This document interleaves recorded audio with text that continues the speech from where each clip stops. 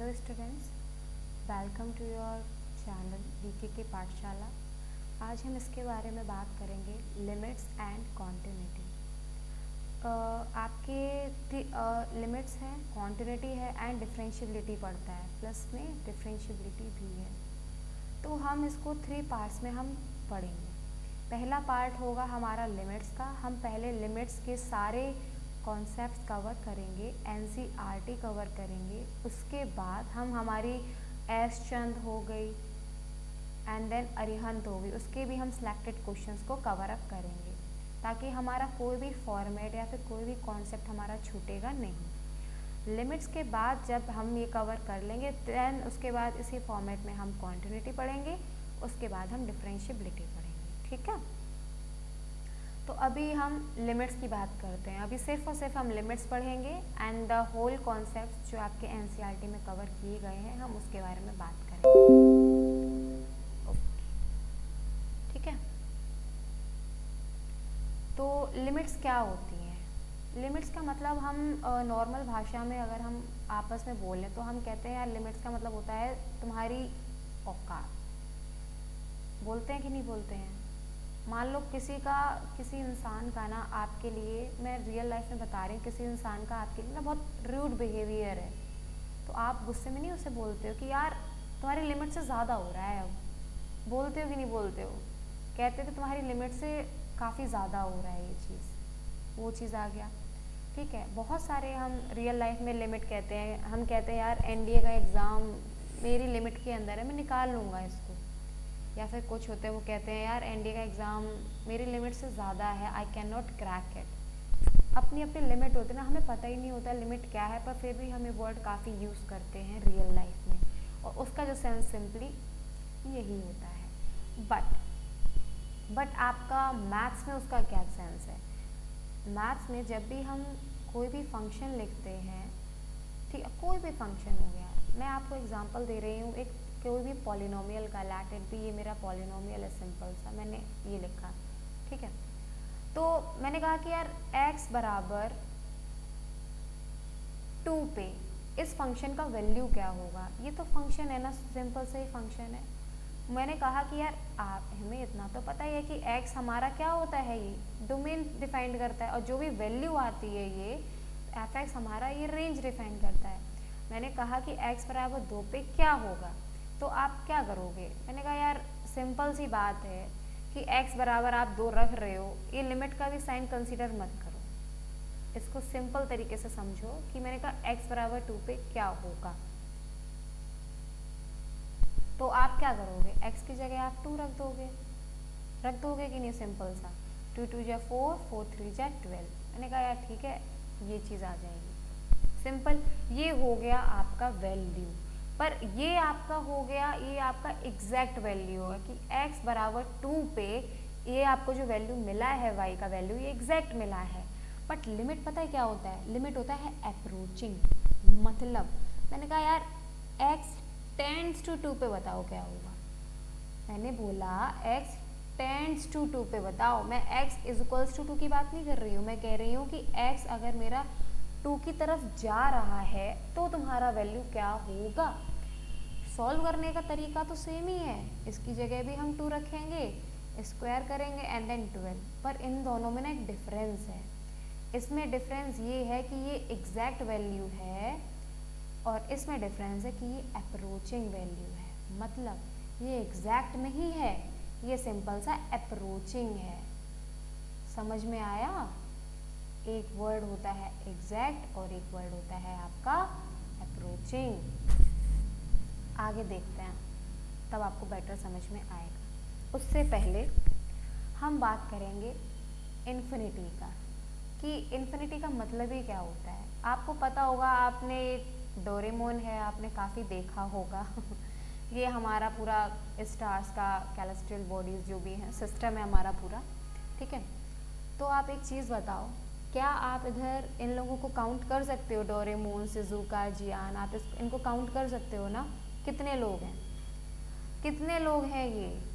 1 2 3 4 5, आपने इन्हें काउंट कर लिया।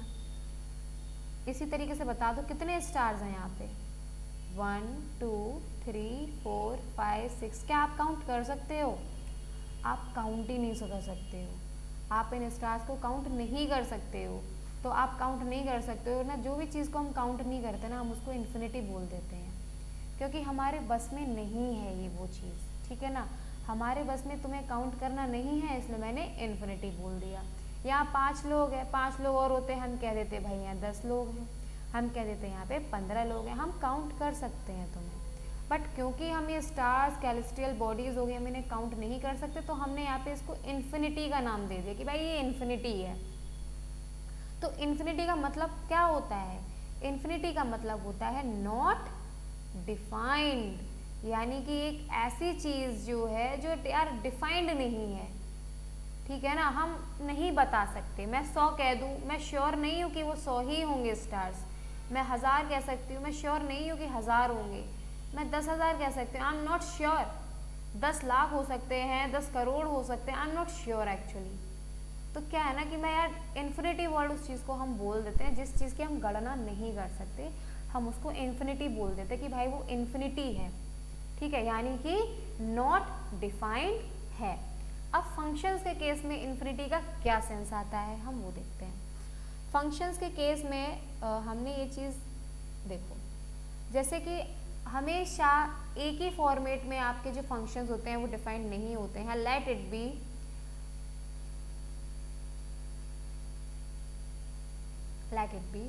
आप मान लो आपकी कोई भी फंक्शन है वो पी बाई क्यू की फॉर्मेट में होता है, ये रेशनल फंक्शंस होते हैं, और हमेशा q is not equals to 0 दिया जाता है कि q आपका 0 नहीं होगा, यानी कि कोई भी रेशनल फंक्शन होता है उसका जो डिनोमिनेटर होता है वो कभी 0 नहीं हो सकता। क्यों? अगर आपका डिनोमिनेटर 0 हो जाएगा तो ये वैल्यू किसको डिनोट करती है? इन्फिनिटी को। इन्फिनिटी का मतलब इन्फिनिटी कोई एग्जैक्ट वैल्यू नहीं है, इन्फिनिटी का मतलब होता है कि ये वैल्यू यार ऐसी वैल्यू आएगी जिसकी हम गणना ही नहीं कर सकते, हम इसको ना डिफाइंड ही नहीं वो कर सकते कि इसका वैल्यू क्या होगा। p की जगह कुछ भी हो सकता है, 1/0, 2/0, 200/0, कुछ भी हो सकता है, 0/0। हम इनका वैल्यू डिफाइंड ही नहीं कर सकते हैं कि क्या है। आप इसको 0/0 को 1 मिनट के लिए हटा दो बिकॉज ये अलग वैल्यू में आ जाता है, पर हमें कहेंगे कि यार हम इसको डिफाइंड ही नहीं कर सकते। क्यों? क्योंकि डिनोमिनेटर में आपका 0 आ गया, तो ये हमेशा वैल्यू इन्फिनिटी, देखो ये भी इन्फिनिटी हो गया, इसको करेंगे ये भी इन्फिनिटी, इसको भी लिखेंगे, 200 को करेंगे यार ये भी इन्फिनिटी, 10 को करेंगे ये भी इन्फिनिटी। तो क्या इन्फिनिटी का वैल्यू सेम है? क्या इसका वैल्यू, इसका वैल्यू, इसका वैल्यू, इसका वैल्यू सेम है?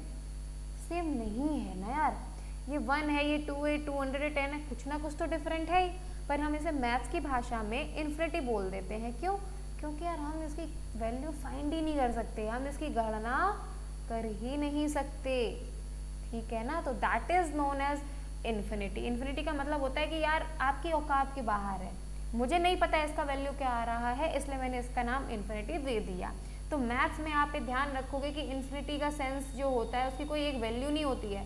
इन्फिनिटी 1 रिप्रेजेंट कर सकता है, मतलब कोई भी बड़ी वैल्यू रिप्रेजेंट कर सकता है, 10,000, 200, लाख, करोड़, 0.1। और दूसरा इन्फिनिटी 10,000, 200, लाख, करोड़, 0.0000001। तो ये इसका इन्फिनिटी अलग है, इस इन्फिनिटी का वैल्यू अलग है, पर हम बोलेंगे दोनों को क्या? इन्फिनिटी। यानी कि इन्फिनिटी की कोई पर्टिकुलर वैल्यू नहीं होती है, इसकी वैल्यूज अलग अलग होती हैं, ठीक है। तो समझ में आ गया आपको इन्फिनिटी का कॉन्सेप्ट? ओके। अब हम लिमिट की थोड़ी सी और बात कर लेते हैं। लिमिट का मतलब जैसा कि मैंने आपको पहले बताया कि वो अप्रोचिंग होता है। अप्रोचिंग का क्या सेंस है? थोड़ा रियल लाइफ एग्जांपल देखते हैं। जैसे कि हमारे इतने सारे यहाँ पे घर बने हुए हैं, ठीक है, तो हम आते हैं, मुझे ना घर क्या चाहिए, मुझे घर किराए पे चाहिए, ठीक। पहले इधर आके देखते हैं, हम लोग देखते हैं कि यार कहते हैं यहाँ पे पंजाबी लोग रह रहे हैं, फिर मैं इधर जाती हूँ, इधर देखती हूँ, मैं कहती हूँ यार यहाँ पे भी पंजाबी लोग रह रहे हैं, मैं इधर जाती हूँ, इधर देखती हूँ, मैं कहती हूँ यार यहाँ पे भी पंजाबी लोग रह रहे हैं। मैं इधर जाती हूँ, इधर देखती हूँ, मैं कहती हूँ यार यहाँ पे भी पंजाबी लोग रह रहे हैं। ठीक, इधर जाती हूँ, सेम पंजाबी लोग, इधर जाती हूँ, सेम पंजाबी लोग, इधर से मैं इधर जा रही हूँ, सेम पंजाबी लोग। तो अब आप बताओ कि जब मैं इधर जाऊंगी तो मेरे दिमाग में क्या चल रहा होगा, कि इधर कौन रह रहा होगा, बताओ आप। मैंने इधर देखा ही नहीं, मैंने कहा यार हर घर में आपके पंजाबी लोग रह रहे हैं। मैंने कहा हर घर में आपके पंजाबी लोग रह रहे हैं। इस घर में पंजाबी, इस घर में पंजाबी, इस घर में, इस घर में, इस घर में, इसमें भी एंड इसमें भी। मैंने ये घर देखा ही नहीं। मैंने कहा यार रहने दो, इसमें भी पंजाबी लोग ही रह रहे होंगे। मैंने यहाँ नॉक ही नहीं किया, मैं अंदर झाँक के भी नहीं गई। मैंने कहा नहीं यार, इधर भी पंजाबी लोग रह रहे होंगे। मान लो कि हम एक हिंदू फैमिली को हम देखने जा रहे हैं, कि ठीक है हम अपने रिश्तेदारों को देखने जा रहे हैं, पर हम लोग एक ऐसी कॉलोनी में घुस गए, पंजाबी कॉलोनी में घुस गए, जहाँ पे सभी लोग पंजाबी हैं। मैंने कहा यार यहाँ तो सभी पंजाबी हैं, तो हमारे रिलेटिव यहाँ नहीं रह रहे होंगे, लगता है हम किसी गलत कॉलोनी में घुस आए हैं। एक वो चीज़ होती ना, क्योंकि वो हमसे कहते हैं कि यार हमारी कॉलोनी में हिंदू लोग हैं, या फिर हमारी ऐसी कॉलोनी है, अपने कुछ बता दिया। यहाँ पे रिलीजन का कोई केस नहीं है, ठीक है। तो हम यहाँ पे क्या, उसको आप रिलीजन पे मत लेना।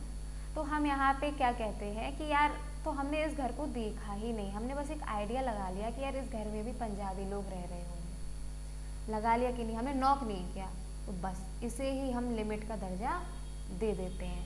यानी कि हमने विदाउट उसका एग्जैक्ट वैल्यू फाइंड किए हुए हमने बोल दिया कि यार इसमें भी पंजाबी लोग रह रहे होंगे। यानी कि कैसा हुआ, अप्रोचिंग। क्या हुआ, अप्रोचिंग, कि अप्रोच कर दिया ना आपने, वैल्यू को अप्रोच कर दिया कि यार यहाँ पे पंजाबी, यहाँ पे पंजाबी, इधर पंजाबी, इधर पंजाबी, ये है। मैंने कहा यार इधर भी पंजाबी रह रहे हैं, ठीक है, ये आपकी वैल्यू है। मैंने कहा यार ये भी पंजाबी रह रहे हैं, तो अप्रोच कर रहे हो। तो हमें एग्जैक्ट वैल्यू नहीं पता है इसकी, एग्जैक्ट वैल्यू क्या है, बट मैंने एक आइडिया लगा दिया कि इधर भी तुम पंजाबी ही रह रहे होंगे। यही आपका लिमिट का कॉन्सेप्ट होता है। आपकी लेफ्ट हैंड लिमिट ये जा रही है, आपकी राइट हैंड लिमिट एक लिमिट को अप्रोच कर रही होती है। एग्जैक्ट नहीं पता होता है हमें, पर वो अप्रोच कर रही होती है, तो हम बोल देते हैं कि यही उसकी लिमिट होगी। हमें एग्जैक्ट नहीं पता होता है, बट लेफ्ट हैंड लिमिट और राइट हैंड लिमिट एक पर्टिकुलर लिमिट को ना अप्रोच कर रही होती है कि यार जाओ जाओ, इधर जाओ, इधर जाओ, इधर जाओ, लग रहा है ऐसा, इधर जाओ, इधर जाओ। तो यही चीज़ हो जाती है। समझ में आया? जैसे कि हमने घर के केस में कहा पंजाबी पंजाबी पंजाबी पंजाबी पंजाबी, तो बीच में हमने चेक भी नहीं किया, हमने एक आइडिया लगा दिया कि पंजाबी लोग ही हैं। ऐसे ही आपकी लिमिट हो जाती है। लिमिट का सेंस ऐसे ऐसे इसलिए आ जाता है कि मान लो मैथ्स के केस में आपको बता रही हूँ, कोई नंबर ले लिया हमने 2, यहाँ से हम 2 पे डिफाइन नहीं कर सकते, पर हमने ना 2 से बड़ा कोई नंबर लिया, तो वो आता है 0.1, ठीक है ना, 2.1 सॉरी 2.0001, 2.00000001। तो ये अप्रोच किधर को कर रहा है, 2 को कर रहा है। यहाँ से अगर हम देखेंगे तो 1.9, 1.9999, 1.99999 कितना भी आगे है। तो ये इधर से अप्रोच किधर कर रहा है, लेफ्ट हैंड लिमिट 2 को अप्रोच कर रहा है। ये किसको अप्रोच कर रहा है, राइट हैंड लिमिट, ये भी 2 को अप्रोच कर रहा है। तो हम क्या कह देते हैं, हम कह देते हैं कि हमारी जो इसकी लिमिट होगी वो क्या होगी, 2 होगी। एग्जैक्ट हमें नहीं पता, बट हम एक अप्रोचिंग वर्ड यूज कर लेते हैं कि यार अप्रोच तो कर रही है ना हमारी लिमिट। तो बस इसी का ही नाम होता है लिमिट, कि यार हमें वैल्यू एग्जैक्ट पता नहीं है पर अप्रोच कर रही है उस तरफ, तो हम उसको बोल देते हैं कि यार ये हमारी लिमिट है। देयर इज अ डिफरेंस, ठीक है। और जैसे कि मैं आपको एग्जांपल बताऊं लिमिट के ऊपर ही, चलो आगे देखते हैं, ठीक है। ये हो गया, देखो अलजेब्रा ऑफ लिमिट्स है। रुको यार, तुम लोगों को एग्जांपल थोड़े से और बता दूं मैं, क्यों मैंने बता तो दिया ही था, अप्रोच करती है लिमिट, है ना, अप्रोचिंग वाली चीज़ हो गई थी, LHL RHL हो गया, अप्रोच कर रही है।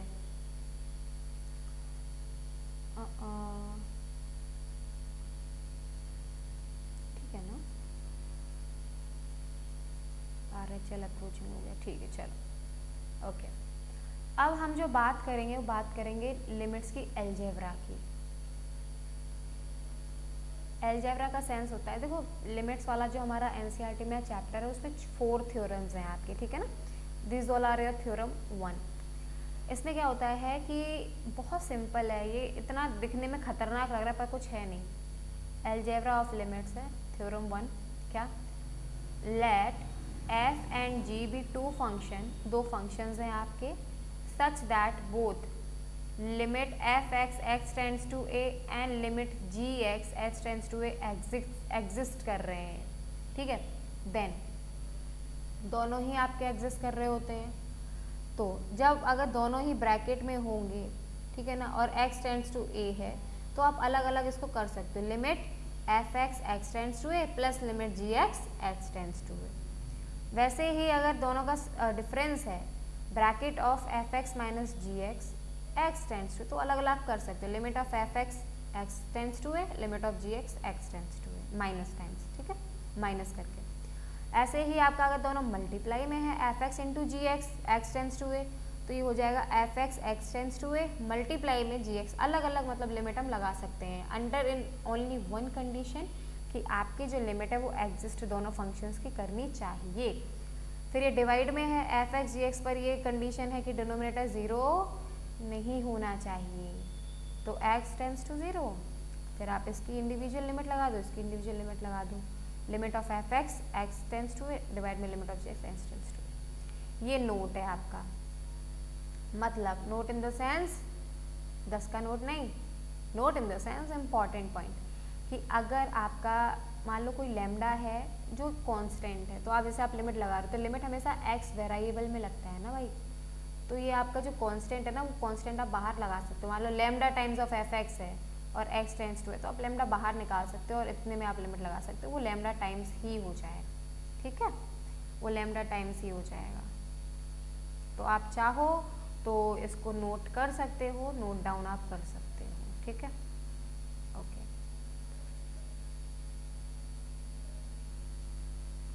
these are the algebra of limits। अब इस पे आप थोड़े से क्वेश्चंस करते हैं आप, ठीक है।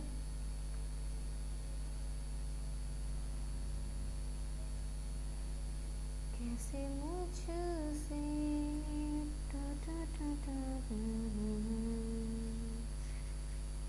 चलो आप, पहला आपका क्वेश्चन है, मान लो एक्स स्क्वायर माइनस का 4 डिवाइडेड में x माइनस 2, ठीक है।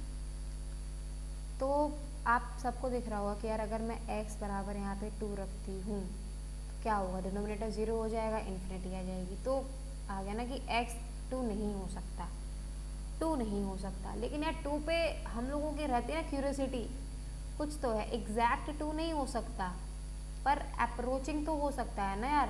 तो मैंने कह दिया कि ठीक है, x टेंड्स टू 2 निकाल लो, x इज इक्वल्स टू 2 नहीं, आप x टेंड्स टू 2 निकालो, यानी कि अब मैंने कह दिया कि 2 पे आप लिमिट बताओ, 2 की वैल्यू अलग होती है, 2 की लिमिट अलग होती है। जैसे कि देखो, हाँ यही रह गया था, वही मैं सोचूं पीछे यार कुछ तो रह गया है, कुछ तो रह गया है, ये रह गया था। देखो जैसे कि मान लो आपका ये x प्लस 2 है, फंक्शन आपका सेम है, पर एक कंडीशन आती है कि x इज इक्वल्स टू 3, एक x इज इक्वल्स टू 3 पे इसका वैल्यू बताओ, तो कुछ नहीं करना है, 3 प्लस 2 5 ये वैल्यू है। एक आता है x टेंड्स टू 3 पे आप वैल्यू बताओ इसका, तो जो टेंड्स टू है वो भी सेम है कि यार x प्लस 2 है, तो x टेंड्स टू 3 है ना, तो टेंड्स टू मतलब जा ही रहा है। अब क्योंकि आप में यहाँ पे ऐसी कोई चीज़ नहीं है कि वो डिफाइंड उसको नहीं करे, सिंपल सा है, अगर मैं 3 रखती हूँ, अप्रोचिंग रखती हूँ, तो ये 5 आ जाएगा। पर इसमें ना एक डिफरेंस है, इन दोनों में एक डिफरेंस है, और वो डिफरेंस है आपका कि ये तो एग्जैक्ट वैल्यू है कि हाँ x बराबर 3 पे आपका 5 ही आएगा, ये श्योर है। पर ये आपका एग्जैक्ट नहीं है, ये अप्रोचिंग हो जाता है कि यार x टेंड्स टू 3 पे आपका 5 अप्रोचिंग आएगा, तो 5 वैल्यू नहीं बोलोगे, आप कहोगे 5 उसकी लिमिट आएगी। क्यों? क्योंकि हमें एग्जैक्ट पता नहीं ना, हमने अप्रोचिंग निकाला है, तो दिस इज द डिफरेंस। ठीक है, आगे बढ़ते हैं। तो इसीलिए x बराबर 2 नहीं है, x माइनस 2 है। अभी दिख रहा होगा आपको कि अगर x की जगह आप डायरेक्टली 2 रखते हो तो ये 0 हो जाएगा, डिफाइंड होगा, इसलिए डायरेक्टली 2 नहीं रख सकते, अप्रोचिंग है। देखो सबसे पहले अब क्या होता है ना कि अभी मैंने आपको सिंपल क्वेश्चन करके दिखाया, मैंने आपको डायरेक्टली चीज़ बता दी कि अगर यार x प्लस 3 है, सिंपल सा ही कुछ कॉन्सेप्ट है, तो हम डायरेक्टली उसमें लिमिट लगा लेते हैं क्योंकि वो ऑलमोस्ट सेम ही होता है, बस वर्ड का डिफरेंस होता है, एक इक्वल टू हो जाता है और एक होता है अप्रोचिंग टू, कि उसकी लिमिट क्या है, पर वैल्यू क्या होती है, सेम ही होती है। पर इसमें डिफरेंस है, इसमें क्या होता है कि अब इन टाइप के क्वेश्चंस में हमें डिनोमिनेटर को चेक करना पड़ता है, फ्रैक्शन में एक्चुअली मेनली फ्रैक्शन में ही दिक्कत आती है, अदरवाइज नॉर्मल पॉलिनोमियल है उसमें कोई दिक्कत ही नहीं आ रही है, ax स्क्वायर प्लस bx आप कितने भी कर दो x की वैल्यू, उसमें कोई दिक्कत नहीं आएगी। फ्रैक्शन में दिक्कत आती है क्योंकि डिनोमिनेटर 0 नहीं होना चाहिए, वरना उसकी लिमिट डिफाइंड ही नहीं होगी, है कि नहीं, लिमिट ही नहीं डिफाइंड होगी, वैल्यू की तो बात ही छोड़ दो। तो यार हमें ये दिख रहा है कि ये क्या, मुझे ऊपर x स्क्वायर माइनस उसकी आइडेंटिटी नहीं दिख रही है 2 के स्क्वायर की न्यूमरेटर में, तो क्या इसे मैं x प्लस 2 और x माइनस 2 नहीं लिख सकती? बताओ, क्या डिनोमिनेटर में x माइनस 2 नहीं आ गया? और क्या ये कट नहीं गया? क्या मेरी खतरनाक सी जो फ्रैक्शन फॉर्मूला था, फ्रैक्शन वैल्यू थी, फ्रैक्शन इक्वेशन थी, वो सिंपल पॉलिनोमियल में चेंज नहीं हो गई? क्या अब मैं x टेंड्स टू 2 का वैल्यू नहीं निकाल सकती हूँ, 2 प्लस 2 करके 4, ये 4 टेंड करेगा, ठीक है ना, it tends to 4, when x tends to 2 the value of y tends to 4, the limit of y tends to 4, not is equals to 4, tends to 4, 4 आ रही होगी, 4 आएगी नहीं, ये भाई डिफरेंस है, प्लीज समझ लो। एक होता है आना, एक होता है, देखो इसका जो ग्राफ बनेगा ना वो भी तुमको दिखा देती, इसका ग्राफ कैसे बनेगा, इसका जो ग्राफ बनेगा, अब इसमें पता है क्या है कि ये आपने इसको काट पीट दिया तो ये x प्लस 2 एक स्ट्रेट लाइन की तरह बिहेव करेगा, पर इसमें ना एक चेंज आ जाएगा, देखो इसमें चेंज ये आ जाएगा जब x बराबर 2 आएगा ना, x बराबर 2 यानी कि y का वैल्यू जब आपका 4 होगा, x बराबर 2 है, y का वैल्यू आपका 4 होगा, तो यहाँ पे जो वैल्यू आएगा ये डिफाइंड नहीं होगा, बस सब चीज़ें डिफाइंड होंगी, बस ये डिफाइंड नहीं होगा, हर अप्रोचिंग करिएगा जो भी है, पर ये डिफाइंड नहीं होगा और आपका ग्राफ पूरा सेम बनेगा, बस यहाँ पे आपकी वैल्यू डिफाइंड नहीं होगी। क्यों? अब लेकिन हमने आइडिया लगा लिया ना कि यार अगर 2 है तो यहाँ तो अगर डायरेक्टली इक्वेशन रखते तो यार इन्फिनिटी बन जाता, क्योंकि डिनोमिनेटर में 0 बन जाता, तो मैंने इसकी जो इनडिटर्मिनेट फॉर्म थी, जिसको मतलब अगर डिनोमिनेटर में 0 बन रहा होता है ना तो उसको इनडिटर्मिनेट फॉर्म बोलते हैं, कि इन्फिनिटी आ रहा होता है, मतलब वैल्यू नहीं आ रही होती है, इनडिटर्मिनेट फॉर्म बोलते हैं, तो उसको मैंने कैसे भी उसकी ना चीज़ हटा दिया, मैंने मुझे दिखा कि यार ऐसे 0/0 डिनोमिनेटर में 0 कैसे हटेगा, तो वैल्यू बनाई और एक काट दिया, तो ये चीज़ 4 आ गई।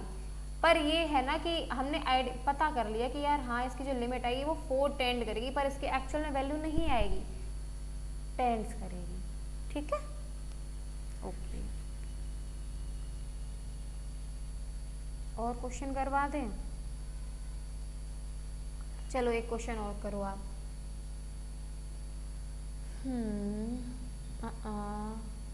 X cube plus x square plus 3x, जो लिमिट है वो है x टेंड्स टू -1, ठीक है। तो बताओ कोई दिक्कत है इसमें? यार कोई दिक्कत ही नहीं है, क्योंकि हमें जो दिक्कत होती है ना लिमिट वाले में, हमें वहाँ दिक्कत होती है जब फ्रैक्शन की फॉर्म में बना हुआ होता है, और हमें इससे खतरा होता है कि यार ये 0 नहीं होना चाहिए, यहाँ मुझे सोचना पड़ेगा, यहाँ मुझे सोचने पे मजबूर करना पड़ेगा अपने आप को। पर क्योंकि ये सिंपल है, ये डायरेक्ट वैल्यू है, इधर मुझे सोचना ही नहीं है, मैं डायरेक्ट रख दूंगी यार, -1 क्यूब, यहाँ पे रख दिया मैंने 1 स्क्वायर प्लस 3, x की जगह आप कुछ नहीं बस -1 रख दो, कुछ नहीं करना यार, तो हो जाएगा माइनस का 3, ये कैंसिल हो गया, द लिमिट बिटवीन माइनस का 3। कोई दिक्कत? कोई दिक्कत नहीं। और करें? और कर लो। चलो और तो मैं दिखा रही हूँ, रुको।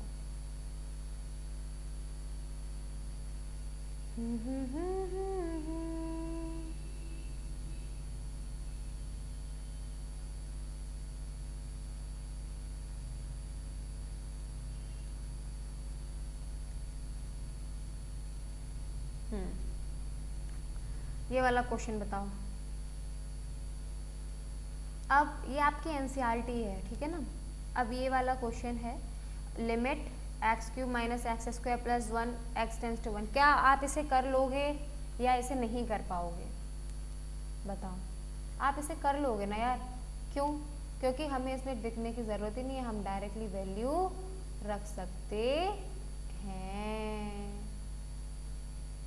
कोई प्रॉब्लम नहीं। अब ये सेकंड वाला करके दिखाओ। इसमें कुछ करना है क्या? नहीं। अब इसमें 1 की जगह बस 3 हो गया। आप कितनी भी खतरनाक इक्वेशन दे दो, कि कुछ भी बना के दे दो, मुझे पॉलिनोमियल से डर ही नहीं है। यहाँ पे आप मुझे रूट दे देते, लेट इट बी, यहाँ पे आप मुझे रूट दे देते तो भी मुझे कोई दिक्कत नहीं होती। I can very easily do that particular question. क्यों? क्योंकि मुझे दिक्कत होती है डिनोमिनेटर में 0 से लिमिट में। बस इतना याद रखो यार, अगर लिमिट वाला चैप्टर है, लिमिट अगर दिख रहा है तो बस डिनोमिनेटर ध्यान रखो कि डिनोमिनेटर में 0 वाली चीज़ ध्यान रखो, बस वहाँ मुझे सोचना पड़ेगा। अगर ये डायरेक्ट है तो यहाँ पे सिंपल से पॉलिनोमियल, तो यहाँ को कुछ सोचने की ज़रूरत नहीं है। यहाँ पे भी सिंपल हो जाएगा आपका क्वेश्चन। आप 3 रख दो, इधर आप 3 + 1 रख दो, 4 हो गया, ये 3 हो गया, ये 12। कोई दिक्कत नहीं होनी चाहिए, ठीक है ना। ये क्वेश्चन बताओ कैसे होगा, थर्ड वाला।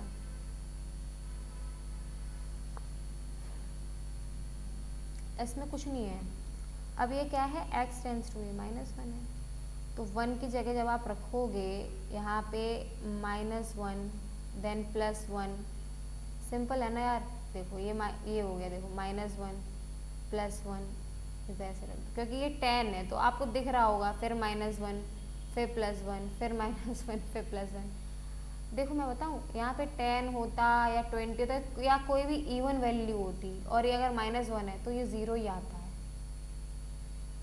क्योंकि एक कॉमन सेंस होता कि ये कट जाएगा आपका। अगर आपका इवन होता तो नहीं कटता, लेकिन अब ये ना कि यार 2 है तो देखो कटेगा कि नहीं कटेगा। अगर -1 है तो इसको काटने के लिए +1 चाहिए ही चाहिए, तो ये पूरा 0 आ जाएगा। कोई भी वैल्यू हो, 20 हो, 30 हो, 22 हो, इवन वैल्यू हो तो कट जाता है, 0 आ जाएगा। और ये आपका बचा हुआ जो भी x वैल्यू, यहाँ पे तो खैर 1 ही बचा है, तो आपका आंसर 1 आ जाएगा, ठीक है। आप देख सकते हो, ये देखो।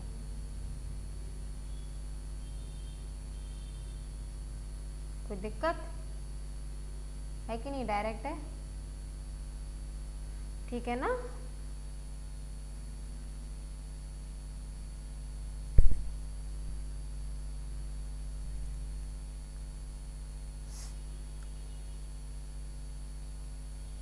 चलो भाई करो क्वेश्चन।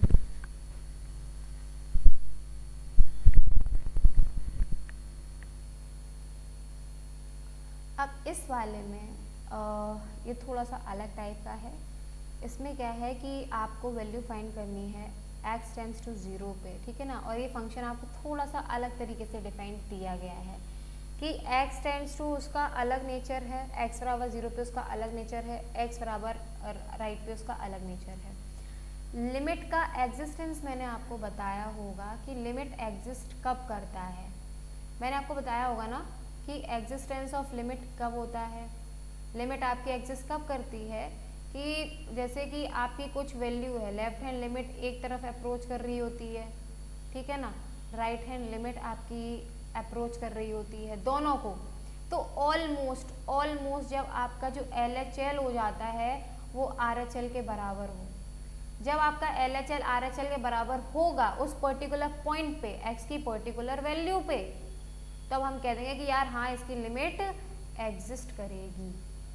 हम बोल देंगे कि इसकी लिमिट एग्जिस्ट करेगी इस पॉइंट पे। तो वही चीज़ है। तो लिमिट के एग्जिस्टेंस के लिए हमें क्या चाहिए होता है किसी फंक्शन में, LHS is equals to RHL चाहिए होता है, ठीक है। तो वही केस है यहाँ पे भी। आओ, इतनी हिंट दे दी, अब तो कर लो। देखो इसको कैसे सॉल्व करेंगे मैं आपको करके दिखाती हूँ। पहले हम LHL देखते हैं। जैसे कि मैंने कहा f(x) है, 0 का मतलब होता है कि 0 नेगेटिव की बात हो रही है यहाँ पे, ठीक है। x माइनस 2, 0 नेगेटिव का साउंड यही होता है, 0 नेगेटिव। अब देखो आपके पास दो तरीके होते हैं, या तो आप डायरेक्टली 0 से नेगेटिव आप वैल्यू रख सकते हो, जो हमारी एनसीईआरटी में चीज़ें हैं ना वो ऐसे ही सिखाई गई है, -0.1 माइनस ए कर करके माइनस माइनस। पर मैं आपको कहूँगी कि यार इससे ना आप टाइम ज़्यादा लगेगा, तो आप इस मेथड को ना करके आप ऐसे करो। जब ये 0 नेगेटिव होता है तो हम क्या करते हैं कि 0 से पीछे की आप बात कर रहे हो ना, तो 0 माइनस कर देते हैं और एक यहाँ पे एक h टर्म ले लेते हैं कि यार कुछ 0 की बात हो रही है। यहाँ पे जो h होता है, वेयर जो h होता है वो टेंड्स टू एग्जैक्टली 0 होता है। यानी कि नेगेटिव और पॉजिटिव में आप कंफ्यूज नहीं होंगे, हम डायरेक्टली ये चीज़ कर सकते कि हमें ये आता है। और अगर आपने नेगेटिव की बात हो रही है तो उसी पर्टिकुलर नंबर से आप माइनस कर दो और h टेंड्स टू 0 कर दो। तो यहाँ पे जब हो जाएगा तो -h माइनस का 2, अब h टेंड्स टू 0 है तो h की जगह आप क्या रख दोगे, 0 रख दोगे। तो ये हो जाएगा 0 माइनस का 2, तो आंसर आएगा आपका -2। ये होगी आपकी LHL लिमिट। अब RHL की बात करते हैं। जो RHL आता है तो वो फंक्शन होता है x+2, ये है x+2। तो मैं क्या करूँगी, जो x है वो मेरा 0 पॉजिटिव है, तो अगर पॉजिटिव है तो x की जगह आप 0 प्लस h कर दो। अभी माइनस था, हमने माइनस h किया, प्लस h कर दो। लेकिन h क्या है, 0 को टेंड कर रहा है, तो 0 + 2, तो ये क्या हो जाएगा, ये 2 हो जाएगा। तो क्या आपने क्या देखा इसमें, आपने एक चीज़ देखी यार कि LHL जो है वो आपका RHL के बराबर नहीं है। तो बराबर नहीं है तो यानी कि इसकी जो लिमिट होगी वो एग्जिस्ट नहीं करेगी। सीधे बोल देंगे लिमिट डज नॉट एग्जिस्ट। क्यों, क्योंकि लिमिट को एग्जिस्टेंस के लिए आपका LHL बराबर होना चाहिए RHL के, ठीक है। सिंपल है। एक क्वेश्चन और कर लेते हैं। मान लो आपका f(x) है, क्वेश्चन उसका है लिमिट वाले का। ये है आपका x+2, x is not equals to 1, जब x इज इक्वल्स टू 1। नहीं यार, एनसीईआरटी में सीरियसली आप देखो, मैं आपको अभी दिखाऊंगी, उसमें पता क्या है, उसमें पूरा ग्राफ बना है यार ऐसे, ये माइनस करके कितना कैलकुलेट करोगे आप, पूरे ग्राफ की यहाँ पे वैल्यू लिखी हुई है। जैसे कि मान लो से 1 से नेगेटिव है तो -1 पॉइंट, फिर आप कैलकुलेट करो, फिर लिखो, कब तक करते रहोगे, तो वो है नहीं, वो वर्थ नहीं है, ठीक है ना। ओके, अब ये चीज़ है, आपको कुछ नहीं देखना है, फंक्शन होता है, फंक्शन में दो चीज़ें कि x बराबर 1, एक होता है x इज इक्वल्स टू पे, और एक होता है, देखो 3 चीज़ें होती हैं, मैं तुम्हें बता दूँ। एक होता है x इज इक्वल्स टू, जो एग्जैक्ट वैल्यू होती है, फिर एक होता है उससे नेगेटिव, उससे कम पे जाता है, एक होता है उसके आगे पे जाता है। हमारा मेन मुद्दा ये होता है कि यार इसके जो कम वाला है, इसके पीछे वाला भी वही वैल्यू अप्रोच करे, इसके आगे वाला भी वही वैल्यू अप्रोच करे, तो हम कह देते हैं कि उस पर्टिकुलर वैल्यू पे भी वही वैल्यू ही आएगा, तो फिर हम कह देते हैं भाई लिमिट एग्जिस्ट कर गई, ठीक है ना। अब वही चीज़ है यहाँ पे, देखो अब LHL जब हम करेंगे, हम LHL लेते हैं, LHL का मतलब नहीं दिया है क्योंकि is equals to not equals to, तो हम साफ साफ कह देंगे LHL का मतलब होता है 1 से पीछे, क्योंकि इज इक्वल्स टू है ना, तो LHL का मतलब जो वैल्यू इक्वल्स टू दी है उसका नेगेटिव, तो ये हो जाएगा। अब देखो नेगेटिव है तो अब देखो, तो मैंने यहाँ पे इसको चेंज कर लो, 1 - h कर लूँगी। जो भी नंबर दिया है जब नेगेटिव करना है 1 - h, और जहाँ पे जो h होता है वो क्या होता है, टेंड्स टू 0 होता है, तो h तो 0 हो जाएगा, उसकी जगह आप 0 रख दोगे। ये कैलकुलेशन को सिंपल बनाने के लिए किया गया है, ये 3 वैल्यू आ गई, ये सिंपल बनाने के लिए, वरना हम ऐसे कर नहीं पाते हैं ना। तो जब भी आपका एक्स फॉर्मेट हो तो उसको नेगेटिव है तो 1 माइनस एच, अब जब पॉजिटिव आएगा x टेंस टू 1 पॉजिटिव तो अब क्या आ जाएगा 1 प्लस एच आ जाएगा, ये 1 प्लस एच प्लस 2, वो इफेक्ट नहीं करता है ना यार जी। अब h आपका 0 हो गया तो ये क्या आ गया 3 आ गया। तो इसका एक चीज़ डिफाइंड हो गई कि LHL और RHL अगर बराबर है तो इसकी लिमिट क्या हो जाएगी, एग्जिस्ट कर जाएगी, बस इतना मतलब होता है। अब आप ये कहोगे कि यार LHL 3 है RHL 3 है पर x बराबर 1 पे तो 0 है, तो ये कॉन्सेप्ट हम आगे पढ़ेंगे, लेकिन लिमिट के लिए जितना होता है ये कॉन्टिन्यूटी का कॉन्सेप्ट आ जाता है, पर लिमिट के लिए क्या होता है कि जो आपका वैल्यू दिया है उसके एक कदम पीछे और एक कदम आगे वाला टर्म इक्वल होना चाहिए। हम बोल देंगे कि तुम्हारी लिमिट एग्जिस्ट कर रही है, बस इतना डिफरेंस है, ठीक है।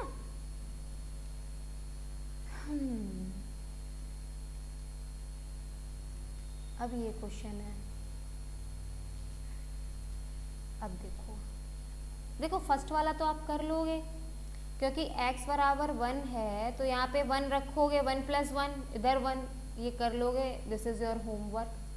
ये जो x ये वाला है मैंने आपको करवाया है ना, अब आपको क्या दिख रहा है, हमें ऊपर की देखने की यार ज़रूरत ही नहीं है अभी, तो फिलहाल बेसिक पढ़ रहे हो ना, अभी ऊपर की देखने की ज़रूरत ही नहीं है। डिनोमिनेटर देख कि यार 2 रखोगे ना डिनोमिनेटर बनेगा 0, तो कहीं ना कहीं ये गड़बड़ है कुछ, यानी कि इस क्वेश्चन ने मुझे सोचने पे मजबूर कर दिया, तो यानी कि कुछ तो गड़बड़ है दया, तो वही वाला कॉन्सेप्ट लगेगा। सेम यही डिनोमिनेटर वाला कॉन्सेप्ट है, ये कॉन्सेप्ट है, एक मैं करके दिखा दे रही हूँ, बाकी आप लोग होमवर्क में करके लाओगे, ठीक है। मैं सेकंड वाला कर दे रही हूँ क्योंकि सेकंड इज माई ना लकी नंबर। देखो एक्स क्यूब माइनस का 4x square plus 4x divided में एक्स स्क्वायर माइनस का 4, तो यार पता है आप कुछ ऐसा चेंज करना पड़ेगा कि क्या बोलते हैं कि x प्लस 2 यहाँ से कट जाए, है कि नहीं, क्योंकि हमें डिनोमिनेटर में 0 तो चाहिए ही नहीं। तो देखो मुझे ऊपर क्या समझ में आ रहा है यार, पता है क्या, इसके कितने सारे तरीके, मैं ना इसे डिवाइड भी कर सकती हूँ, मैं इसको डिवाइड कर सकती हूँ, पर कोई सेंस नहीं बनेगा इसका डिवाइड करने का। चलो कॉमन लेके देखते, देखो मुझे भी नहीं आ रहा, मैं आपको बता दूं मैंने क्वेश्चंस नहीं किए हैं तो मुझे भी नहीं आ रहा, तो ठीक है ना, अब हम सोचेंगे ना हम क्या कर सकते हैं। मेरे दिमाग में आ रहा है कि डिनोमिनेटर में पावर कम है, न्यूमरेटर में पावर ज़्यादा, तो मेरा दिमाग काम कैसे करेगा, तो एक बार ट्राई करके देखते हैं। चलो एक्स कॉमन ले लेते हैं, मैं सोच रही हूँ क्या क्वाड्रेटिक इक्वेशन बन जाए तो फिर मुझे दिक्कत ही नहीं होगी। ये 4x हो गया प्लस 4 हो गया और मुझे दिख गई, मुझे मेरी क्वाड्रेटिक इक्वेशन भी दिख गई, तो ये जो x हो जाएगा, ये क्वाड्रेटिक इक्वेशन आपको पता होनी चाहिए, ये x माइनस 2 का होल स्क्वायर होती है और ये यहाँ पे है x plus 2, this is your x minus का 2, ये आपका कट जाएगा, x की जगह आप वैल्यू रख दो 2 है, तो ये 2 यहाँ पे 0 हो जाएगा, डिनोमिनेटर में क्या हो जाएगा 4, तो अब दिक्कत नहीं है, न्यूमरेटर में 0 है, डिनोमिनेटर में नॉन जीरो वैल्यू है, तो आंसर वुड बी 0। डिनोमिनेटर में 0 की दिक्कत आती है और डायरेक्ट आप वैल्यू पुट आउट कर दोगे, कोई दिक्कत नहीं होनी चाहिए। अब यहाँ तक पीछे देखो, पीछे हमने जो पढ़ा था ना, पीछे हमने पढ़ा था कि डिनोमिनेटर में 0 है, न्यूमरेटर में 0 नहीं है, डिनोमिनेटर में 0 है, तो क्या करेंगे, तो कुछ भी ड्रामा करा के हम डिनोमिनेटर वाले को हम हटा देते हैं उसकी 0, बट अब इसमें न्यूमरेटर डिनोमिनेटर दोनों ही 0 आ जाए तो क्या करेंगे, जब पूरी 0 बाई 0 की फॉर्म बननी है, कुछ अलग नहीं हो रहा है, पूरी ही फॉर्म बन रही है, तब क्या करेंगे, तब इस कंडीशन में आता है आपका थ्योरम नंबर 2।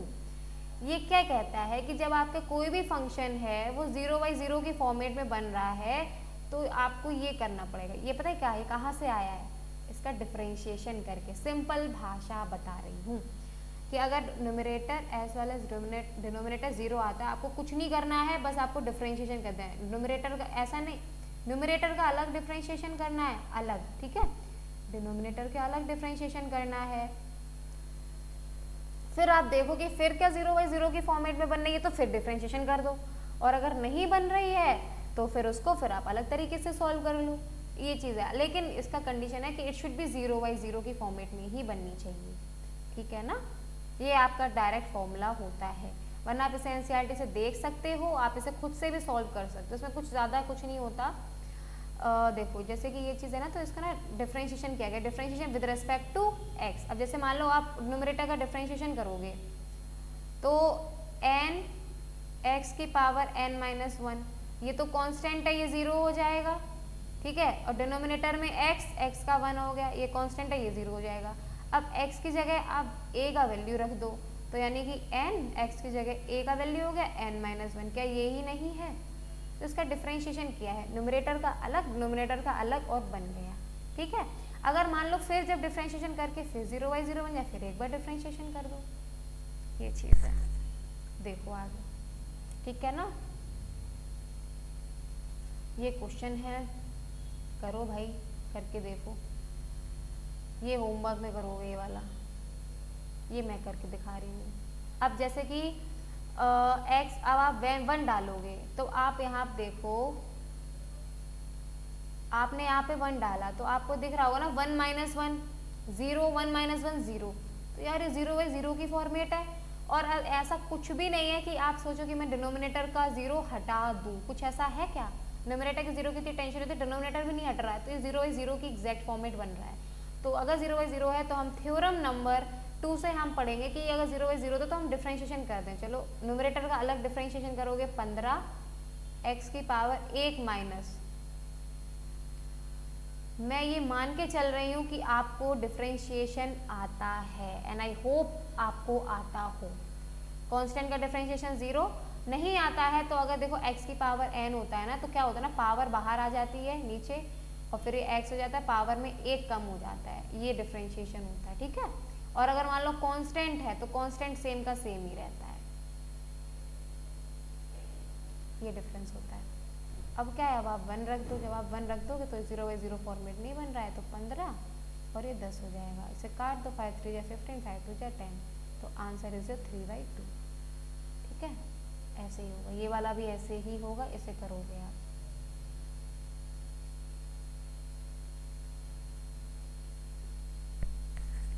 अब हम पढ़ते हैं limits of trigonometric function. Limits trigonometric functions की क्या होती हैं? देखो ट्रिग्नोमेट्रिक फंक्शंस आप सभी को पता होगा कि ट्रिग्नोमेट्रिक फंक्शंस किसे बोलते हैं, साइन, कॉस, कोसेक, टेन, ये सभी के सभी आपके ट्रिग्नोमेट्रिक फंक्शंस होते हैं। तो इनकी भी लिमिट्स होती है, इसके कुछ 2 फॉर्मूले हैं वो मैंने आगे बताए हैं, इस पे इसकी थ्योरम होती है, एक थ्योरम है आपकी, दूसरी थ्योरम है। देखो ट्रिग्नोमेट्रिक फंक्शन में देखो हमने ना रेंज और डोमेन के बारे में तो पढ़ा ही होगा, तो इसी का यूज़ किया गया है यहाँ पे। ये क्वेश्चंस एनसीईआरटी में नहीं है, हम जब अरिहंत नेक्स्ट अब क्लास में जब हम करेंगे तब हम इसके क्वेश्चंस को भी कवर कर लेंगे, ठीक है ना। तो रेंज और डोमेन की अगर बात करो तो जैसे कि मैं नहीं कह रही थी कि साइन एक्स है, तो साइन एक्स की जो रेंज है वो -1 से +1 में आएगी, ये वाले कॉन्सेप्ट है। कि कॉस एक्स है, कि मैंने कह दिया कि कॉस एक्स है, कॉस एक्स की जो रेंज है, अभी मुझे ना रेंज ध्यान नहीं है, आई होप यही होगी रेंज, कि 0 से 1 में रहेगी, ऐसा होता है कि नहीं होता है। तो ये यही इसी बेसिस पे, इसी कॉन्सेप्ट के बेस पे ये ट्रिग्नोमेट्रिक की आइडेंटिटीज यहाँ पे हैं। देखो कैसे, let f(x, gx) be 2 real value functions with the same domain such that, कि अगर ये चीज़ है कि मान लो 2 रियल वैल्यूड फंक्शन है, एक है आपका f(x) और एक है आपका gx। अभी पॉलिनोमियल कुछ नहीं है, ये आपके ट्रिग्नोमेट्रिक फंक्शंस हैं, ठीक है ना। अब इसमें ये कहते हैं विद द सेम डोमेन, और डोमेन मान लो सेम है, जैसे कि मान लो x दोनों का r और r है, यानी कि दोनों का सेम डोमेन है। सच दैट, रेंज की बात कर रहे हैं कि अगर f(x) जो है वो छोटा हो जाए gx से, for all x in the domain of definition for some a if both ये एंड ये एग्जिस्ट कर रहे हैं, तो इसकी जो लिमिट होगी वो भी ऐसी होगी। मान लो जैसे कि f(x) है, gx है, मैंने कह दिया कि यार डोमेन तो सेम है, पर किसी एक पर्टिकुलर वैल्यू पे, एक पर्टिकुलर वैल्यू अगर मैं कहूँ कि यार x बराबर a है, मुझे लिमिट नहीं पता कि क्या होगी, पर मुझे इसका रेंज पता है कि यार ये कहानी है, तो मैं पता है क्या, एक आइडिया लग जाएगा कि अगर जो x बराबर a जो सेम होगा दोनों के लिए, दोनों ही x बराबर टेंड्स टू a पे एग्जिस्ट कर रही होंगी, तो उनकी जो लिमिट होगी ना वो भी इस प्रकार की ही होगी। यानी कि अगर देखो दोबारा से समझ लो, देखो देखो अगर आपके दो फंक्शंस हैं, एक हो गया फंक्शन एफ एक्स और एक हो गया आपका फंक्शन जी एक्स, दोनों क्या होने चाहिए, एग्जिस्ट करने चाहिए। अगर दोनों एग्जिस्ट कर जाएंगे, ठीक है, मतलब और दोनों का डोमेन क्या है, डोमेन दोनों का सेम है। डोमेन का मतलब आप पता है ना, एक्स की कोई सी भी वैल्यू है वो हम ले सकते हैं, डोमेन दोनों का सेम है। तो डोमेन दोनों का सेम है, तो मैंने कह दिया कि यार अगर ये कंडीशन है कि मान लो जी एक्स एफ एक्स से बड़ा है, और मैंने कह दिया कि यार x बराबर एक ए वैल्यू, उस पर दोनों की ही लिमिट एग्जिस्ट भी कर रही है, लिमिट भी एग्जिस्ट कर रही है, और ये कहानी है, तो पता है क्या होगा, तो जो लिमिट की वैल्यू होगी ना टेंड्स वाली, x टेंड्स टू a पे, तो वो एफ एक्स की छोटी होगी जी एक्स से। हमें पता नहीं है कि लिमिट क्या है, पर क्योंकि ये कहानी है कि भैया रेंज जी एक्स का बड़ा है एफ एक्स से, तो जो लिमिट की भी वैल्यू होगी वो भी एफ एक्स से बड़ी ही होगी। ये कहानी कहती है थ्योरम नंबर 3, ठीक है ना। अब थ्योरम 4 क्या कहती है, अब थ्योरम 4 का दूसरा कॉन्सेप्ट है। थ्योरम 4 का कॉन्सेप्ट ये है कि इसमें एक नई चीज़ है, इस उसमें थ्योरम 3 में दो फंक्शंस थे। अब थ्योरम 4 आपसे ये कहती है कि यार देखो, लेट एफ जी एच तीन फंक्शंस हैं, ठीक है। अब इसमें क्या है, तीन फंक्शंस हैं, तो पहले वाले में एफ एक्स था, इसमें तीन फंक्शंस हैं, एफ है, जी एक्स है एंड एच एक्स है। तो अब ये तीन फंक्शंस कुछ इस प्रकार से हैं कि एच एक्स से छोटा जी एक्स है, पर जी एक्स एफ एक्स से बड़ा है, ये चीज़ है, ठीक है। For all common domain of definition for some real number, तो जो इनका वैल्यू होगा तो इसका भी वही वैल्यू होगा। देखो अब इसमें क्या है, इसमें वही कॉन्सेप्ट है पर अलग है। अब इसमें क्या है कि ये कॉन्सेप्ट है आपका एच, डोमेन क्या है, डोमेन सबका सेम है, सबका डोमेन सेम है, आर नहीं है पर सबका डोमेन सेम है, ये चीज़ होती है, कुछ भी हो सकता है पर डोमेन सेम है, ठीक है। तो ये कहानी है कि एच एक्स है जी एक्स से बड़ा है, जी एक्स आपका एफ एक्स से बड़ा है। तो मान लो कि x बराबर a पे अगर इनकी लिमिट एग्जिस्ट करती है, तो मान लो कि एफ एक्स है तो x टेंड्स टू a पर अगर इसकी लिमिट l है, मान लिया हमने, ऐसे ही एच एक्स है, x टेंड्स टू a पर इसकी लिमिट l है, हमने ये भी मान लिया। इन दो की मुझे लिमिट पता है कि इसकी लिमिट l है और इसकी लिमिट भी l है, इसकी मुझे नहीं पता, पर मैं अपने आप बता दूंगी कि इसकी लिमिट भी क्या होगी, l होगी। वही वाला कॉन्सेप्ट, इधर आ रहा है, इधर वैल्यू सेम है, ठीक है, इधर आ रहा है, इधर भी वैल्यू सेम है, तो वही हम तुक्का मारेंगे, तो बीच में हमने नहीं देखा पर बीच में हम आइडिया लगा देंगे कि इसमें किसकी भी वैल्यू एल होगी। वही पंजाबी वाला, इधर पंजाबी, इधर पंजाबी, इधर पंजाबी, इधर पंजाबी, इधर पंजाबी, तो बीच में भी पंजाबी ही होंगे। श्योर नहीं है पर एक आइडिया लग जाता है, अप्रोचिंग बोल देते हैं पंजाबियों को, तो वही वाला कॉन्सेप्ट यहाँ पे है। इसका वैल्यू एल है, इसका वैल्यू एल है, क्योंकि जी एक्स जो है इससे बड़ा है, इससे छोटा है। अब आप खुद ही बताओ यार, एल से बड़ा और एल से छोटा क्या होगा, ऑब्वियसली एल ही कर देंगे उसको हम, अप्रोचिंग है ना, इज इक्वल्स टू की बात नहीं हो रही है, अप्रोचिंग की बात हो रही है, ठीक है ना। तो ये थ्योरम नंबर 3 आ गई, थ्योरम नंबर 4 आ गई, और इस थ्योरम को बोलते हैं सैंडविच थ्योरम, ठीक है। अब आपकी ट्रिग्नोमेट्रिक कुछ आइडेंटिटीज़ हैं, इसमें ये फॉर्मूले डायरेक्ट हैं, आप डायरेक्ट इसको याद रखो, अदरवाइज आप देखो वैसे भी आप कर सकते हो, ऐसी बात नहीं कर सकते, कर सकते हो। देखो sine X over X is equals to 1, 1 minus cos X upon X is equals to, इसका इज इक्वल्स टू 0, इसका डायरेक्ट यूज़ पड़ जाता है, और कोई बात नहीं, इसका डायरेक्ट यूज़ पड़ जाता है। जैसे साइन एक्स ओवर एक्स है यार, अब देखो एक्स टेंस टू 0 डालो आप, तो देखो क्या होगा, साइन ऑफ 0 डिवाइड में 0, साइन 0 क्या होता है, 0 डिवाइड में 0, वही फॉर्म बन गई है। क्या करेंगे हम डिफरेंशिएट करेंगे, 0 बाई 0 की फॉर्म बन गई। साइन एक्स का डिफरेंशिएशन करोगे एक्स के रेस्पेक्ट में कॉस एक्स, डिनोमिनेटर का एक्स के रेस्पेक्ट में 1, अब कॉस एक्स है, एक्स टेंस टू 0 है, तो यानी कि कॉस 0, और कॉस 0 क्या होता है 1, क्या आपका आंसर 1 नहीं है कि नहीं, सेम है। अब ऐसे ही 1 माइनस कॉस एक्स का, अब 1 माइनस कॉस एक्स है तो यह कॉस एक्स मतलब कि कॉस 0 डिवाइडेड में 0, तो कॉस 0 क्या होता है 1, 1 माइनस 1 क्या है 1 माइनस 1 ओवर 0, यानी कि क्या है 0 बाई 0, ये भी इंडिटर्मिनेट फॉर्म बनी है। 0 बाई 0 की फॉर्मेट में अगर हो तो हम इसको डिफ्रेंशिएशन करते हैं, तो 1 का डिफरेंशियल कॉस का क्या होगा, माइनस का साइन एक्स, तो ये साइन एक्स हो गया, प्लस का डिनोमिनेटर में 1, और फिर साइन 0 क्या होता है, अब क्योंकि x टेंड्स टू 0 है तो साइन 0 क्या होता है, 0 होता है, तो ये 0 आ जाएगा। कोई दिक्कत नहीं होनी चाहिए। कुछ बच्चे कह रहे होंगे कि यार 0 प्लस एच नहीं, कि आप कर सकते हो, आप वैसे भी सॉल्व कर सकते हो, आप 0 प्लस एच भी कर सकते हो, बट बात वही पड़ेगी ना यार, क्योंकि हम अगर डायरेक्ट रख सकते तो हमें कोई दिक्कत ही नहीं, हम तो वो थोड़ा सा जब कॉम्प्लिकेटेड हो जाता है, लेंदी हो जाते हैं क्वेश्चन में, तब हम करते हैं। अब मान लो कि 0 माइनस 0 पॉजिटिव कर रहे हो तो 0 प्लस एच कर रहे हो आप यहाँ पे भी 0 प्लस एच कर रहे हो, तो बात तो वही पड़ेगी ना यार। तो क्या आ जाएगा बता, साइन एच ओवर एच ही तो आएगा ये। अब एच 0 रखोगे तो साइन 0 ओवर 0 ही तो आएगा।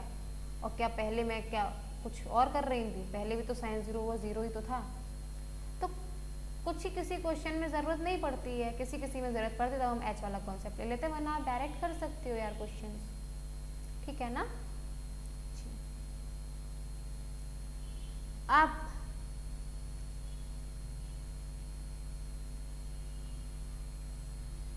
ये वाला कर रही मैं, फर्स्ट वाला, बाकी क्या आप करोगे। देखो अब x टेंड्स टू 0 है तो यानी कि यार यार ये तो डायरेक्ट हो जाएगा। ओफो कितना सिंपल क्वेश्चन है ये, मैंने एनसीईआरटी से दे दिया तुम लोगों को, तो हद से ज़्यादा सिंपल है, मैं ये नहीं कर रही, ये बहुत सिंपल है यार। ये कैलकुलेटिव वाला है, ये आप करोगे, दिस इज होमवर्क, ये आप करोगे, होमवर्क है ये भी होमवर्क है, मैं ये वाला कर दे रही देखो लिमिट 0 है तो अब जैसे x टेंड्स टू 0 है तो ये क्या हो जाएगा, 2 इंटू एट कॉस 0 डिवाइडेड में ये भी हो जाएगा आपका कॉस 0, अरे है तो 1/1, इसका आंसर आएगा 1। यार ये क्वेश्चन तो बहुत सिंपल है, मैंने ये क्वेश्चन रखे हैं। चलो ये सिंपल वाला मैंने कर दिया, ये 3 आप करोगे, ठीक है, ध्यान से कर लेना। एनसीईआरटी के क्वेश्चंस वैसे सिंपल और ज़्यादा टिपिकल नहीं है, बट क्योंकि मुझे पूरी एनसीईआरटी ही करवानी थी इसलिए मैं करवा रही हूँ। वैसे इसके क्वेश्चंस अच्छे हैं, कॉन्सेप्ट पूरा है। देखो देखो ऊपर वाला तो आप कर ही लोगे यार, 0 है तो साइन 0 प्लस में इधर 0 आ जाएगा, डिवाइडेड में ये भी प्लस 0 आ जाएगा, इसको डिफ्रेंशिएशन करना पड़ेगा, कर लोगे। अब नीचे वाला कर ले रहे, देखो एवेल्यूएट करना है, एफ एक्स है x टेंड्स टू 0 वेयर। अब ये दो चीज़ें दे दी गई, आपको मॉड पता है, मॉड क्या होता है, देखो मॉड क्या होता है, मॉड एक्स यार ऐसा चीज़ होती है कि इसके डोमेन में आप जो भी रखोगे, पर डोमेन मतलब होता है एक्स की जगह आप कुछ भी रख सकते हो, कुछ भी पॉजिटिव नेगेटिव, पर जो आपको वाई मिलेगा ना वो ऑलवेज ही पॉजिटिव ही मिलेगा, वो आपको नेगेटिव नहीं मिल सकता, it will always be positive.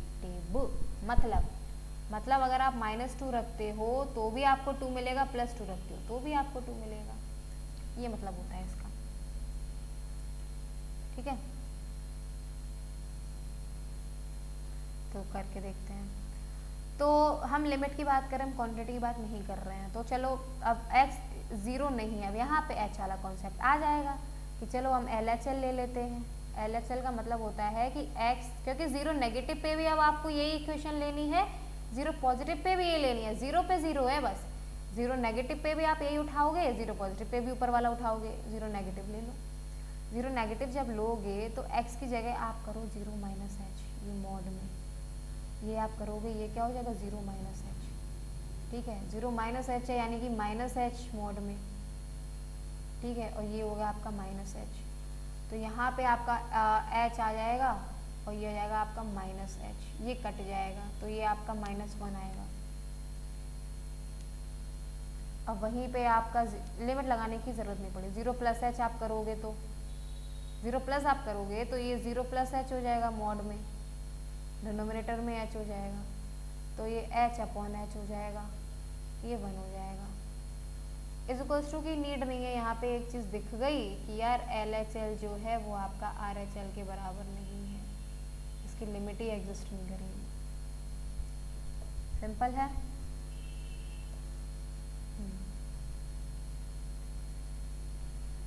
ये वाला क्वेश्चन नोट डाउन करो and you have to do this question by yourself.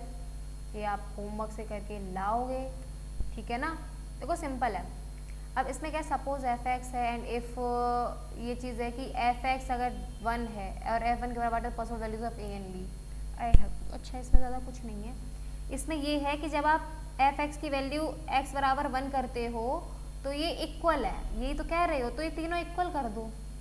मतलब कि एक्स शॉर्टर देन 1 पे हमने बताया है ना, ये LHL है, 1 नेगेटिव पे शॉर्टर देन 1, तो जैसे a प्लस बी एक्स है तो यहाँ पे 1 माइनस एच हो जाएगा कि नहीं हो जाएगा। और x tense to 1 positive pay कौन सी इक्वेशन है, b माइनस ए एक्स, तो b माइनस ए एक्स की जगह आप क्या कर दोगे, 1 प्लस एच कर दोगे। अब x बराबर 1 पे आप 4 कर दो, तीनों को इक्वल कर दो। a plus B 1 minus H is equals to b minus A 1 plus H is equals to 4। एक बार इसको इसके बराबर रखो, एक बार इसको इसके बराबर रखो, दो इक्वेशन बन जाएगी एंड देन सॉल्व, आंसर आ जाएगा, ठीक है। चलो तो भाई आपकी पूरी की पूरी एनसीईआरटी हमने कवर की है, उसके जितने भी कॉन्सेप्ट्स हैं हमने वो भी कवर किए हैं, प्लस में हमने सारे के सारे हमने क्वेश्चंस जितने भी लेंदी क्वेश्चंस थे विद एग्जाम्पल्स भी हमने कवर किए हैं। अब नेक्स्ट हमारा टारगेट रहेगा, अब हम एस चंद के क्वेश्चंस को लेके आएंगे, ठीक है ना, लिमिट्स के जो टफ क्वेश्चंस होंगे हम उसको लेके आएंगे। फिर लिमिट्स के बाद कॉन्टिन्यूटी पढ़ेंगे, कॉन्टिन्यूटी के बाद डिफरेंशियलिटी पढ़ेंगे, ओके ठीक है।